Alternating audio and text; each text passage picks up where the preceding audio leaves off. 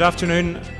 My name's Alan Robertson. I'm the CEO for Jones Lang LaSalle in the Middle East and North Africa region, and it's my pleasure to welcome all of you here this afternoon to the 7th launching of our annual Top Trends publication for the UAE. So in front of you, you will hopefully have a white device, keypad, and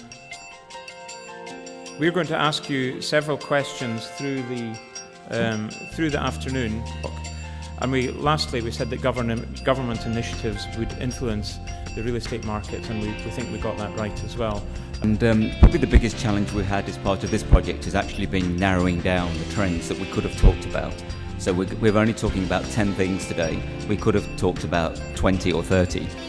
But I think that's a sign that there is a lot of things happening in the real estate market at the moment.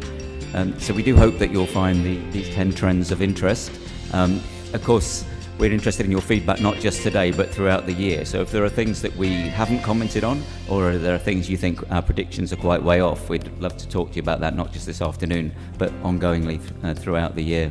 MR and Dubai Properties, obviously with Aldar and Saru being combined together, we're definitely seeing more cooperation, more working together between the master developers, and as a result of that there's a lesser role for sub-developers.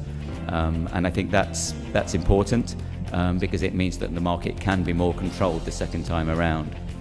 And we're also seeing improved regulations on the pace of development. There's definitely a government awareness of the need to address the bubble, the over-speculation that this room clearly feels is a danger. I think that's not only this room that would agree with that, it's the broader community. The government is aware of that, and they are obviously taking measures to try and subdue that speculation. The director of our International Capital Group, if Fadi might be able to comment on that. My views on that is that the correlation in terms of the emerging markets, so what happened in Turkey and its impact on Dubai, or what happened in India and its impact on Dubai, it's much higher from the perspective of bankers who look at emerging market as a whole and do arbitrage and short the emerging market or go long. I see the office market stuck on the clock between 2012 and 14. While we see new demand more in terms of customers who are new and people who want to expand, is it more because of the oversupply, or is it because of the supplies which are still expected to come in the market? You feel the office market would get stuck on the clock? That's it. A lot of activity in the office market. Corporates are growing, some are reorganizing, but despite the fact that there is a lot of activity, it doesn't necessarily mean that everybody needs more space. Last year, rental values and sell prices for residential market have gone not quite rapidly, and in my opinion, a bit too fast and furious.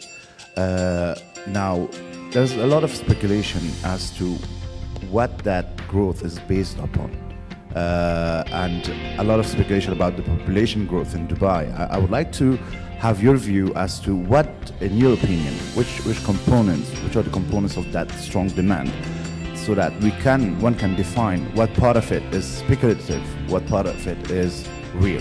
And I think clearly it's been driven by two different sets of factors. One is the growth in the population, the growth in the employment, the growth in the people that want to live in those units, and that the economy is growing at 5% a year, or roughly. The best you can see that the population is growing around 4 or 5% a year. So there is some growth there, but clearly that's not driving the whole market. If the market is growing at 20%, the residential prices are growing at 20%, the economy is only growing at 5%, there's clearly a mismatch there. Very much indeed for your attendance.